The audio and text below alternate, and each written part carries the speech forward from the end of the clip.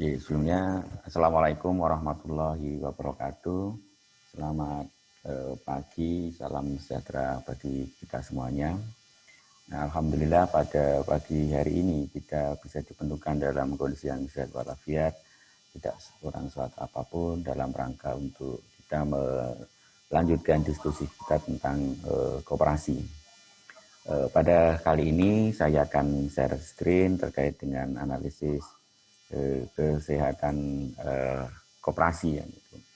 Nah, mudah-mudahan tema ini nanti bisa memberikan gambaran pada teman-teman bagaimana mengukur tingkat kesehatan koperasi itu sendiri, dan materi ini bagi yang mengambil tema keuangan nanti bisa digunakan untuk penulisan skripsi.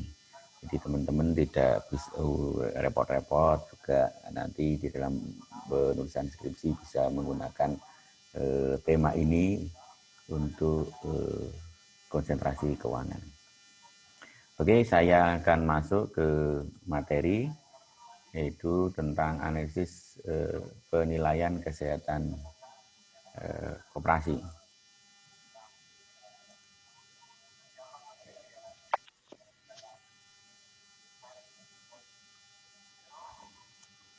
Nah, hal-hal yang perlu diperhatikan dalam lingkungan penilaian koperasi ini dikelompokkan ke dalam berbagai hal. Yang pertama dari aspek permodalan, yang kedua dari aspek aset, yang ketiga dari aspek pinjaman berisiko, terus volume pinjaman anggota, risiko pinjaman yang bermasalah, pendapatan operasional, beban operasional, dan dana yang diterima. Ini nanti masing-masing ada penilaiannya, ada skornya, dan kebetulan peraturannya juga sudah saya share di Google Classroom. Nanti teman-teman bisa mengunduhnya, dan kalau teman-teman mau melakukan penilaian kesehatan koperasi nanti dasarnya peraturan tersebut. Dan itu sudah ada rumusnya, ada indikatornya, ada standarnya, sehingga koperasi itu dikatakan sehat atau tidak nanti dibandingkan dengan ukuran-ukuran yang sudah disampaikan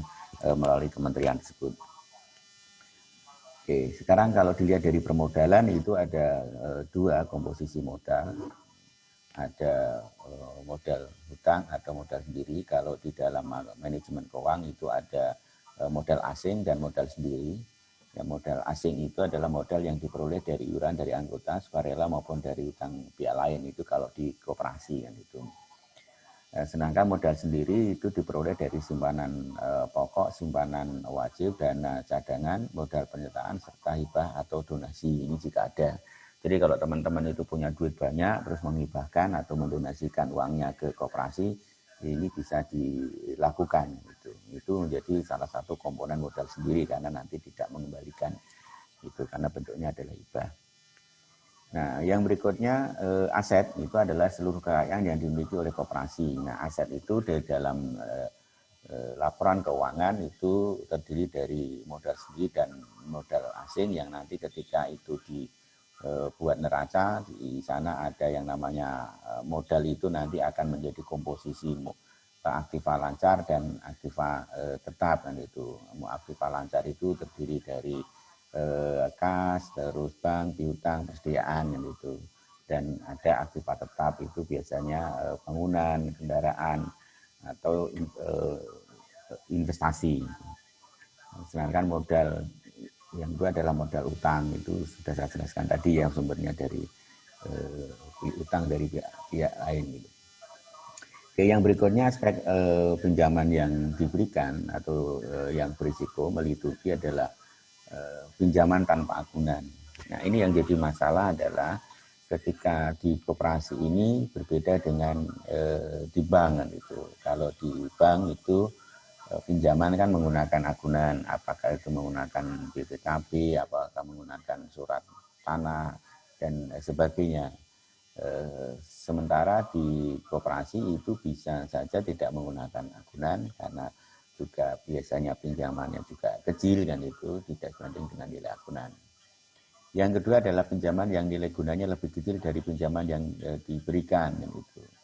Jadi ini tidak sebanding kan itu. Nah, karena itu ketika kita utang besar ternyata yang dimanfaatkannya sedikit, ya nanti tingkat pengembaliannya agak susah, sehingga risikonya akan besar untuk mengembalikannya. Misalnya utangnya 10 juta, tetapi yang dimanfaatkan hanya 1 juta untuk apa namanya usaha atau untuk investasi itu, sehingga yang 9 juta itu hanya digunakan untuk konsumtif gitu. Nah, ini menjadi salah satu kategori pinjaman yang berisiko gitu. Nah, sebenarnya ini bagi teman-teman nanti ketika menjadi apa namanya pengurus koperasi atau pengelola koperasi, ya harus dilihat pinjaman itu untuk apa gitu. Bahkan di beberapa bank itu kan ada studi kelayakannya gitu, sehingga ketika pinjamannya besar tidak sesuai dengan studi kelayakan, ya kadang-kadang tidak dicairkan gitu. Oke, terus yang berikutnya adalah volume pinjaman anggota, yaitu sisa pinjaman anggota pada posisi akhir tahun lalu ditambah jumlah pinjaman yang diberikan pada anggota selama tahun buku penilaian. Nah, ini pinjamannya besar enggak? Karena apa? Karena nanti ini akan berpengaruh terhadap likuiditasnya, akan berpengaruh terhadap solvabilitasnya kan itu, dan bahkan juga akan berpengaruh terhadap rentabilitasnya gitu. Di dalam manajemen keuangan antara rentabilitas dan likuiditas itu agak bertentangan gitu.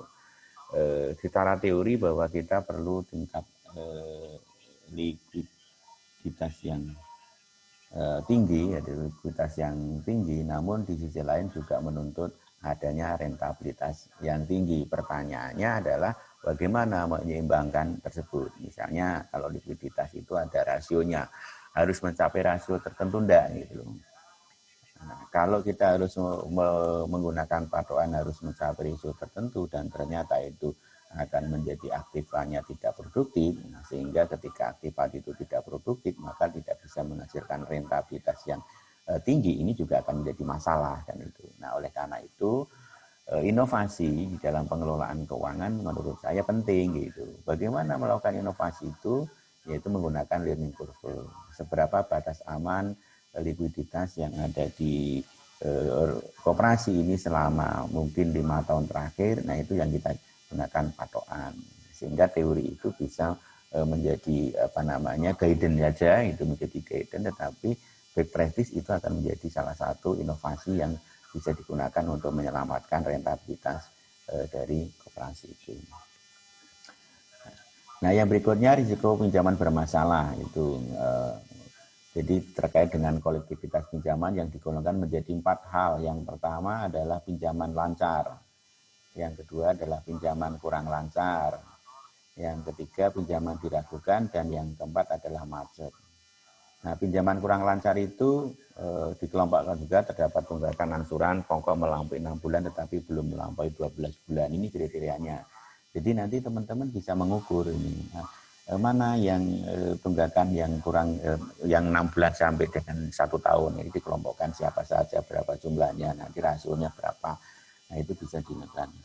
Yang kedua terdapat tunggakan bunga sampai 3 bulan tetapi belum melampaui 6 bulan itu bunga. Jadi ada tunggakan, yang pertama adalah tunggakan angsuran, yang kedua adalah tunggakan bunga. Jadi mengangsur tapi itu tidak terdikai dengan bunganya. Itu pinjaman kurang lancar. Yang kedua adalah pinjaman yang diragukan. Indikatornya apa? Pertama, tidak memenuhi kriteria kurang lancar. Jadi kriteria pertama kedua masuk gitu. Yang kedua, pinjaman masih dapat diselamatkan dan agunannya bernilai kurang, sekurang-kurangnya 7 dari 5% dari hutang peminjam termasuk bunganya, atau peminjam tidak dapat diselamatkan tapi agunannya masih bernilai sekurang-kurangnya dari hutang yang dipinjam atau 100%-nya. Jadi nilai agunannya sama dengan nilai hutangnya. Itu pinjaman yang dilakukan. Dan dia tidak bisa mengangsur. Terus yang berikutnya adalah pinjaman macetnya.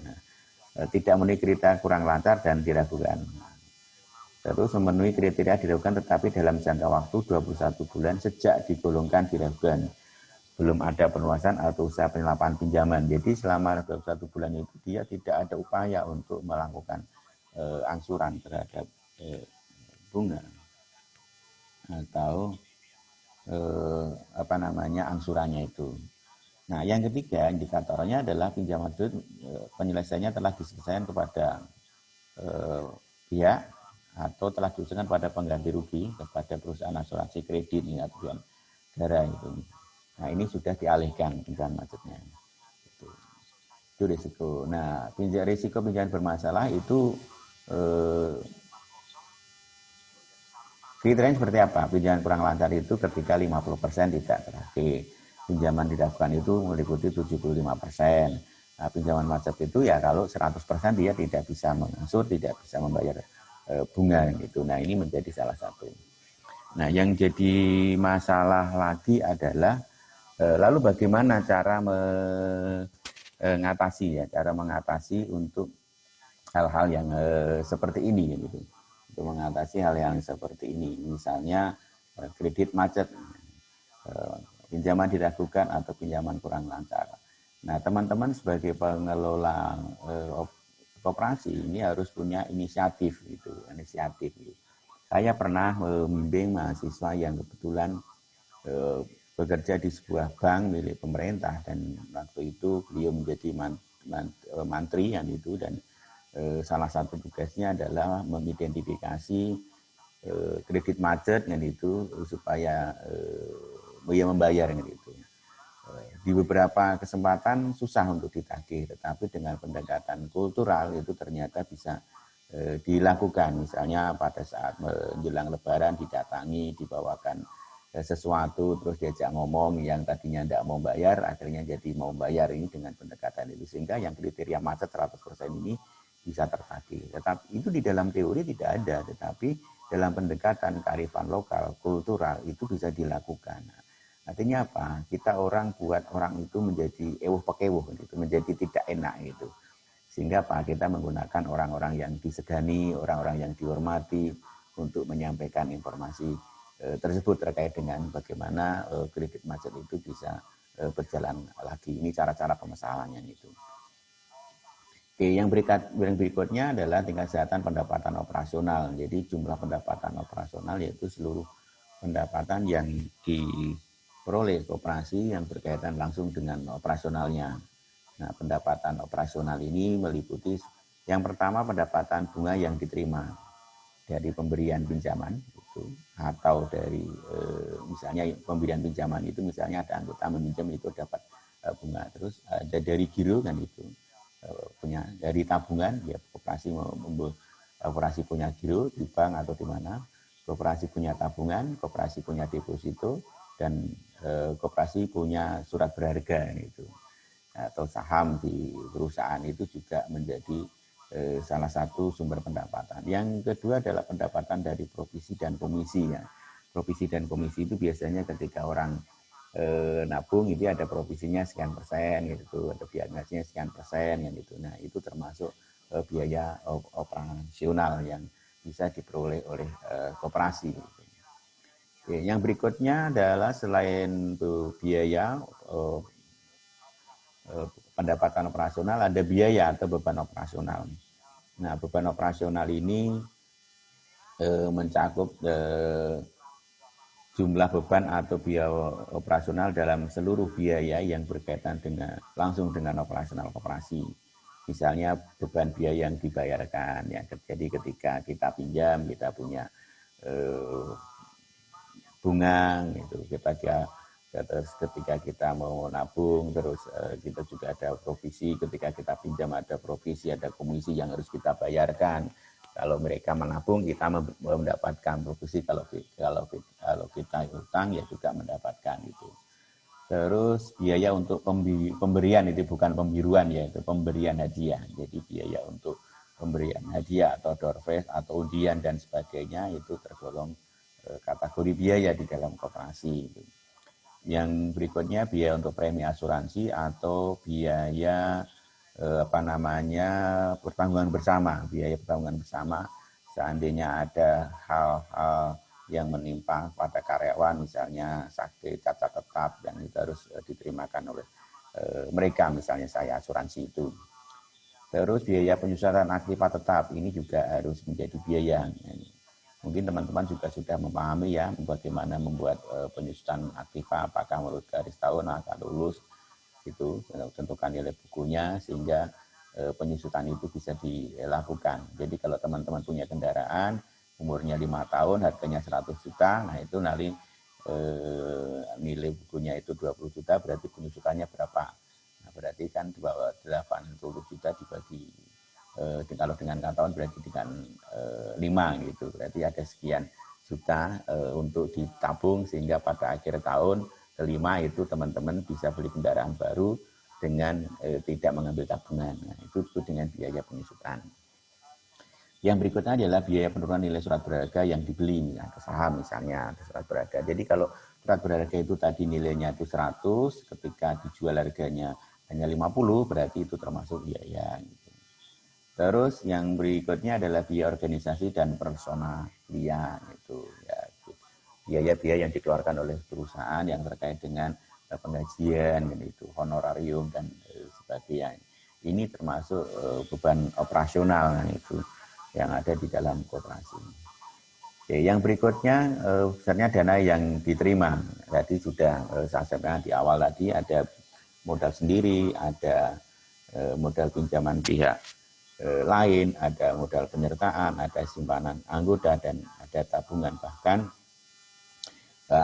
ada koperasi yang sudah berani menerima deposito itu, tidak hanya tabungan itu. Oke, yang berikutnya dari aspek permodalan, rasio antara modal sendiri dan terhadap aset yang di situ. Penilaian ini dimasukkan untuk mengukur kemampuan modal sendiri dalam mendukung pendanaan terhadap total aset. Untuk rasio lebih kecil atau sama dengan nol, maka diberi kredit nol, artinya bahwa koperasi tidak punya modal sendiri, minus karena kerugian besar daripada modal sendiri. Nah, untuk setiap kenaikan rasio modal 1%, mulai dari 0%, nilai kredit ditambah 5 dan maupun 100. Nah, nilai kredit dikalikan bobot, secara akan ditulis nilai skornya berapa. Nanti di peraturan pemerintah itu sudah ada secara detail itu, secara teknis nanti teman-teman bisa mendalaminya, dan itu formula-formula yang digunakan untuk melakukan penilaian itu. Nah, nanti kalau teman-teman itu muat skripsi, nah perhitungan-perhitungan itulah yang disebut dengan nanti operasional variabel itu. Caranya gimana, indikatornya apa, nah itu masuk di sana. Jadi rumus-rumus itu masuk ke operasionalisasi variabel. Oke, dari aspek permodalan, rasio modal terhadap pinjaman tujuannya untuk mengukur kemampuan modal sendiri yang digunakan untuk menutup risiko atas pemberian pinjaman yang tidak didukung dengan agunan. Rasio ini lebih kecil sama dengan 0, maka diberi nilai 0. Nah, untuk kenaikan 1% mulai dari 10, dari 0%, nilai kredit ditambah 1 dengan nilai maksimal 100. Nah, nilai kredit dikalikan bobot akan diberi nilai skor. Nanti secara teknis teman-teman juga bisa lihat di aturan itu yang sudah saya lampirkan juga. Oke, yang berikutnya adalah aspek kualitas aktiva produktif. Rasio antara volume pinjaman kepada anggota terhadap volume pinjaman yang diberikan. Nah, ya, dimasukkan untuk mengukur besarnya volume pinjaman yang diberikan kepada anggota dibandingkan dengan seluruh volume pinjaman yang diberikan. Jadi kan ada pinjaman yang diberikan kepada anggota dan totalnya itu, dan totalnya. Terus untuk rasio lebih dari 60% diberikan nilai kredit 10, dan untuk rasio kurang dari 60% itu diberikan kredit 0. Artinya dinilai baik bila pinjaman diberikan kepada anggota minimal 60%. Jadi kalau teman-teman nanti mengelola koperasi, ya harus mengutamakan anggota. Jadi kalau misalnya punya dana yang digulirkan itu 100 juta, maka idealnya minimal 60 juta itu untuk anggota minimal. Dan sisanya itu baru pihak yang tidak menjadi anggota. Gitu. Nah, itu tujuannya. Kenapa? Karena koperasi adalah tujuannya mensejahterakan anggotanya, walaupun tidak untuk kemungkinan nanti yang minjem itu di luar anggota. Nah, cara menilainya adalah nilai kredit dikalikan bobot sebesar 10% akan diberikan nilai skor. Nanti juga teknis tahu. Oke, yang kedua rasio pinjaman bermasalah dengan pinjaman yang diberikan. Ya, dimasukkan untuk mengukur besarnya risiko pinjaman bermasalah dibandingkan pinjaman yang diberikan. Jadi pinjaman bermasalah itu tadi kan bisa ada kategori yang macet misalnya. Yang macet itu berapa persen dibandingkan dengan total pinjaman itu. Nah, semakin kecil risiko antara pinjaman bermasalah dengan pinjaman diberikan, maka semakin tinggi nilai kreditnya atau kualitasnya semakin baik. Jadi kalau misalnya pinjaman bermasalah itu 1 juta, sementara pinjaman yang diberikan total itu 100 juta, maka 1 juta dibagi dengan 100 juta. Kan hanya sekian persen yang itu. Nah, artinya semakin kecil pinjaman bermasalah atau kurang lancar atau dilakukan macet, maka semakin baik kualitas pinjaman yang diberikan. Untuk rasionya lebih besar atau sama dengan 50% diberikan 0. untuk penurunan 1%, kreditnya tambah 2 Nah, idealnya itu kurang dari 50% gitu. Kalau bisa sih 10% kan itu, atau kurang dari 10%. Karena kalau punya nilai kredit itu 100 juta, terus macetnya itu 10 juta kan berarti kan 10%. Berarti 10 juta itu akan lose atau hilang. Itu untuk yang kedua. Yang ketiga adalah rasio antara cadangan risiko dengan risiko pinjaman bermasalah. Nah, hal ini dimasukkan untuk mengukur besarnya cadangan risiko yang dibandingkan dengan besarnya risiko pinjaman yang bermasalah tadi. Jadi cadangannya berapa? Jadi teman-teman harus mencatatkan. Ini kira-kira pinjaman 100 juta ini kira-kira cadangannya misalnya 5 juta gitu. Nah, kenyataannya berapa yang bermasalah itu? 10 juta berarti lebih tinggi. Nah, ini idealnya harusnya lebih kecil. Cadangan pinjaman yang bermasalahnya harus lebih kecil dibandingkan cadangannya. Nah, yang berikutnya bagaimana penilaian dari sisi aspek manajemen. Nah, aspek manajemen ini penilaian manajemen meliputi permodalan, kualitas serta produktif, pengelolaan rentabilitas dan likuiditas. Perhitungan nilai kredit didasarkan pada hasil penilaian atas jawaban pertanyaan manajemen 25. Setiap jawaban tidak positif diberi nilai angka kredit 4. Jadi nanti teman-teman membuat kuesioner yang jumlahnya itu sebanyak 25 pertanyaan yang jawabannya itu diberi angka kredit sampai dengan 4 atau nilainya itu. Nah, nilai kredit dikalikan bobot sudah 25 akan diperoleh skor. Nanti tergantung. Jadi nanti rata-ratanya berapa? Oh, aspek ini nilainya sekian, aspek misalnya aspek permodalan nilainya sekian, aspek kualitas aktiva nilainya sekian, aktiva produktif sekian, pengelolaan rentabilitas dan likuiditas nilainya sekian. Sehingga dari aspek manajemen itu nilai skor yang diberi ada sekian. Koperasi dalam kategori sehat atau tidak. Nah, itu. Oke. Ya, yang berikutnya aspek manajemen dari si permodalan, tingkat pertumbuhan modal sendiri sama atau lebih besar daripada tingkat pertumbuhan aset. Itu. Tingkat pertumbuhan modal yang berasal dari anggota kurang-kurang lebih besar dibandingkan tahun sebelumnya. Kan itu. Jadi nanti teman-teman juga bisa meliti pertumbuhannya itu dari tahun ke tahun itu berapa. Itu. Perubahannya berapa ini sudah bisa menjadi bahan untuk penulisan karya ilmiah. Terus pengisian cadangan hasil usaha sama atau besar dari 1/4 SAU dan jalan. Itu simpanan tabungan koperasi dan simpanan berjangka koperasi meningkat 10% dari tahun sebelumnya.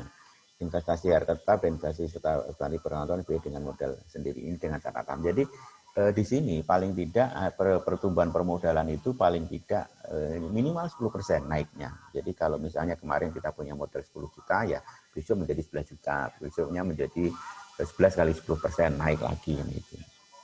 Nah, itu. Yaitu yang ketiga.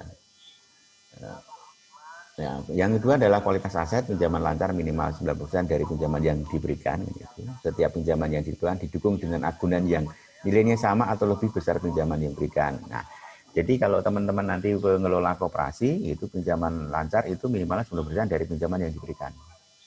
Itu. 100 juta ya 90%-nya. Itu. Nah, setiap pinjaman diberikan didukung dengan agunan. Nah, agunan ini nilainya paling tidak sama. Misalnya kalau punya pinjaman 10 juta, ya agunannya paling tidak minimal sama 10 juta nilainya. Misalnya harga PPKP motor. Motor itu harganya 10 juta. Terus dana cadangan pengusahaan pinjaman sama atau lebih besar sama dengan total pinjaman macet. Nah, misalnya kalau dana cadangan 5 juta, ya paling tidak total pinjaman macet itu ya maksimal 5 juta. Gitu. Terus pinjaman macet tahun lalu dapat ditarik skor orangnya 1/10 kan itu, jadi 1/10-nya. Nah, koperasi senantiasa memantau agar proses pinjaman dilaksanakan dengan baik. Nah, ini masuk ke manajemen keuangan. Koperasi senantiasa memantau agar prosedur pinjaman dilaksanakan dengan baik itu paling tidak menggunakan pendekatan 5C ini. Karakter, kapital, kolektoral, condition, dan capacity kan itu. 5C itu bagaimana karakternya itu biasanya dinilai dengan lihat KTP-nya, dia punya KTP atau tidak, kartu keluarga, rekening listrik, rekening telepon dan lain-lain ini itu. Terus kondisinya dia dicek di lapangan, ada usahanya atau tidak, kolektoral itu jaminannya ada atau tidak, terus kapasitas itu bagaimana cash flow-nya itu dilihat atau tidak itu. Nah, di kita itu 5C dari teori barat itu kalah dengan 1C. Jadi kalau misalnya 5C itu nilainya 100, KTP-nya ada, jaminannya ada, di Surabaya ada, tanggungannya ada, cash flow-nya lancar, nilainya 100, nilainya 100, kredit diberikan, belum tentu dia akan lancar kreditnya, bisa saja macet. Kenapa? Ada satu kendala yang nyangkut dengan cultural constraint gitu, atau hambatan budaya. Bukan tidak kuat membayar, bukan tidak mampu membayar, tetapi tidak mau membayar. Inilah yang disebut dengan budaya ngemplang. Jadi 5C kalah dengan 1C. Nah, kebalikannya juga ada 1C yang mengalahkan 5C gitu. 5C-nya nggak ada. Nggak punya KTP, nggak punya agunan, nggak punya usaha, nggak punya jaminan, nggak punya cash flow kan itu. Tetapi diberikan kredit itu karena 1C yang disebut dengan koneksitas. Jadi dia ternyata kenal dia temannya ketuanya gitu, yang memutuskan beri kredit itu ketuanya. Maka ketua ini memberikan 1C koneksitas tadi, maka yang harusnya tidak lolos kredit itu menjadi lolos. Nah, oleh karena itu koperasi senantiasa memantau agar prosedur itu dilakukan dengan baik. Nah, caranya bagaimana supaya tidak ngemplang gitu? Caranya bagaimana?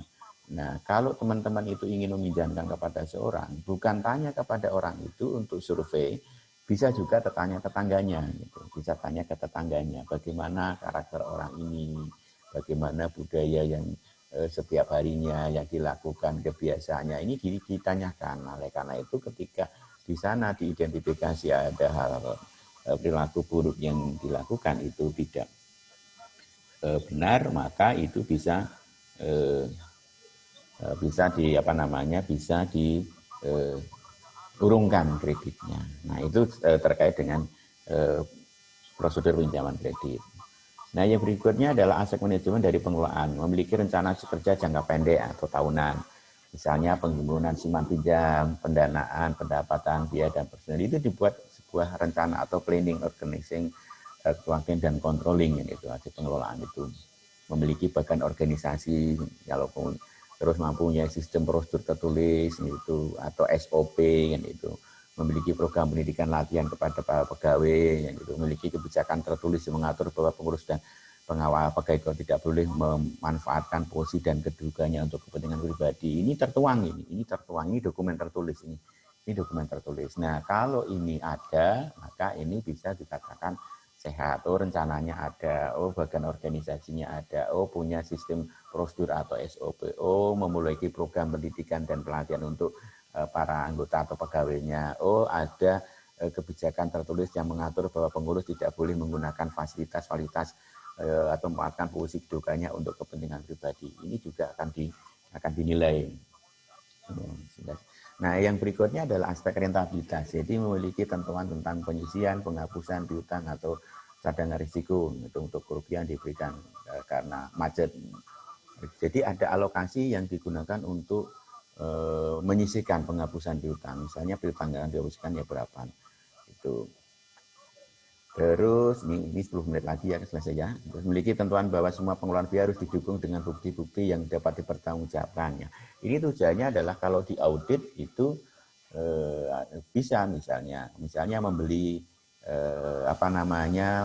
beras sekilonya berapa, misalnya kulaannya 1.000 ya ditulis 1.000, jangan ditulis 1.500 kan itu, jualnya 2.000 kan gitu. Nah ini akan menjadi, karena nanti audit itu ada audit substansi dan itu ada audit forensik gitu, ada audit faktual gitu. Jadi ada kuantitinya ada, tetapi kwitansinya itu rasional enggak, masa beras sekilo 20.000 kan itu, ya beras apa ya misalnya gitu. Terus yang ketiga memiliki ketentuan tidak akan memberikan pinjaman yang sifat spekulatif atau pinjaman menghasilkan keuntungan tetapi berisiko tinggi. Itu jadi misalnya ini ada arisan berhadiah atau ini ya nggak boleh. Terus ini ada penanaman sampah ini ya itu nggak boleh, misalnya kalau itu tidak diperhitungkan. Terus memiliki ketentuan mengenai pembatasan berian pinjaman kepada anggota baru, misalnya anggota baru itu maksimal berapa sih yang itu, karena anggota baru dengan anggota lama ya tentu saja juga ada porsinya berbeda. Nah, yang berikutnya dalam berian pinjaman, koperasi menitikberatkan atas kemampuan peminjam untuk memberikan pinjaman daripada tersedianya agunan. Artinya apa? Agunan itu tidak begitu penting. Dia pinjam 10 juta, agunannya tanah 10 hektar, tidak mungkin gitu. Tapi kalau dia nggak punya cash flow agak susah gitu. Oleh karena itu dia punya cash flow nggak gitu. Dia berapa?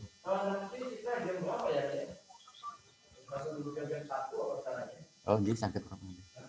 Sakit yang acara. Atau mungkin saya setengah satu biar agak longgar gitu, Bro.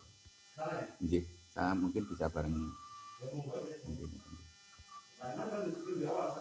Oh, iya.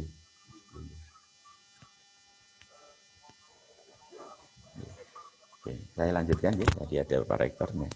Dalam pembelian pinjaman, koperasi lebih menitikberatkan atas kemampuan pinjaman untuk mengalihkan pinjaman daripada agunannya. Jadi gini, saya ulang lagi. Jadi kalau dia mau minjam 10 juta, agunannya tanah 1 hektar, ya, nah, tapi dia tidak punya cash flow, ya jangan dipinjamkan. Pasti tidak akan balik. Dan ketika teman-teman akan mempermasalahkan agunan itu agak susah. Nah itu aspek yang keempat. Nah, yang berikutnya adalah aspek likuiditas, yaitu memiliki kebijakan tertulis mengenai pengendalian likuiditas, jadi utang lancar dengan aktiva lancarnya, yaitu memiliki fasilitas pinjaman yang diterima dari lembaga lain untuk menjaga likuiditas, itu terus memiliki pedoman administrasi yang efektif untuk memantau kewajiban yang jatuh tempo. Jadi jangan diabaikan ketika ini tidak tahu ini jatuh temponya kapan nih, utang ini jatuh temponya kapan, tidak ngerti kan itu. Nah, oleh karena itu harus ada catatan gitu. Oh, ini si A jatuh temponya sekian, maka harus diberikan peringatan. Oh, si B jatuh temponya sekian, maka harus diberikan peringatan itu. Terus memiliki ketentuan yang mengatur hubungan antara jumlah pemberian pinjaman dengan dana yang ada. Gitu. Jadi kalau dananya sekian, jumlah pinjaman yang dikeluarkan idealnya maksimal sekian. Gitu, untuk menjaga tingkat likuiditas, solvabilitas, dan juga untuk menjaga rentabilitas. Terus memiliki sistem informasi manajemen yang memadai untuk pemantauan likuiditas. Ya, rasio likuiditas itu penting. Jadi kalau orang sewaktu-waktu mau ngambil, tidak ada duitnya, orang tidak percaya lagi. Dan dia akan bisa meninggalkan koperasi untuk dia tidak bisa menjadi lagi mempercayakan uangnya ditanam di koperasi.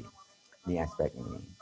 Nah, yang berikutnya adalah aspek rentabilitas, rasio antara SHU sebelum dikenakan pajak terhadap pendapatan operasional, kan itu penilaian terhadap itu dimasukkan untuk mengukur kemampuan koperasi untuk memperoleh sisa hasil usaha dibandingkan dengan pendapatan operasional dalam satu tahun buku. Nah, itu jadi SHU dibandingkan dengan pendapatan itu rentabilitas.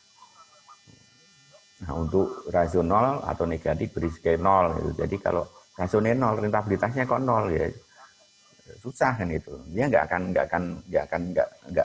dapat keuntungan nanti. Nah, untuk setiap kenaikan 1% mulai dari 0% nilai kreditnya ditambah 20 dengan maksimum nilai kredit 100. Artinya bahwa rasio 5% merupakan rasio optimal di mana koperasi mempunyai kemampuan optimal untuk memperoleh SHU. Nilai kredit kalikan upah di masa akan memperoleh nilai skor.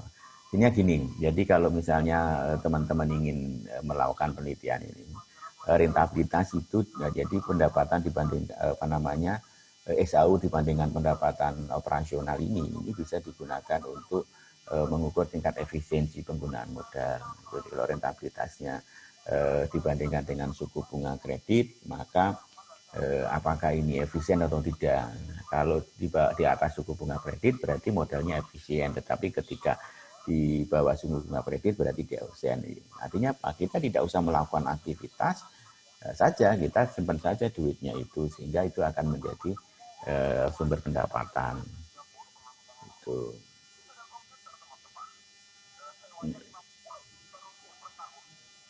Oke, nah sekarang ini skor akhir penetapan kesehatan secara kuantitatif itu kalau skor semuanya itu antara 81 sampai 100 maka koperasi dikatakan sehat, dan apabila dari skor yang diperoleh dari masing-masing aspek tadi itu nilainya 66 sampai 80 maka cukup sehat, 51 sampai 65 kurang sehat, dan 0 sampai 50 itu tidak sehat. Ini predikat dari tingkat kesehatan koperasi. Masih ada waktu 3 menit, kalau ada pertanyaan monggo saya persilahkan. Kalau tidak ada akan saya akhiri dan diskusi bisa dilanjutkan di ruang Google Classroom itu. Monggo silakan. Permisi Pak, saya mau bertanya. Iya Mas, monggo. Yang di slide volume pinjaman anggota ada batas untuk anggota mengambil pinjaman uang di koperasi nggak Pak? Pinjam di koperasi Pak? Ya, Atau tidak ada batasnya? jadi batasnya adalah kemampuan dana yang ada di koperasi. Tentu saja memperhatikan tingkat likuiditasnya ya. Jadi misalnya tingkat likuiditasnya sudah mencapai ambang batas, masyarakat masih mau meminjam lagi, ya itu harus dibatasi karena ketika nanti itu dilepas, ketika orang lain mau narik dana, nanti dananya tidak ada gitu, maka tidak likuidnya gitu. Nah itu batasannya itu sih sebenarnya likuiditas itu. Jadi kalau likuiditas masih aman, sih menurut saya tidak masalah gitu. Bahkan ketika learning curve seperti yang saya sampaikan tadi, learning curve-nya itu tidak mengalami masalah, maka sebenarnya batas kredit itu bisa dinaikkan gitu, likuiditasnya bisa diturunkan gitu. Tapi batasan pasti angkanya tidak ada ya, di batasnya kan tergantung besar kecilnya ya. Besar kecilnya koperasi yang omsetnya 100 juta dengan 100 miliar kan beda kan gitu ya.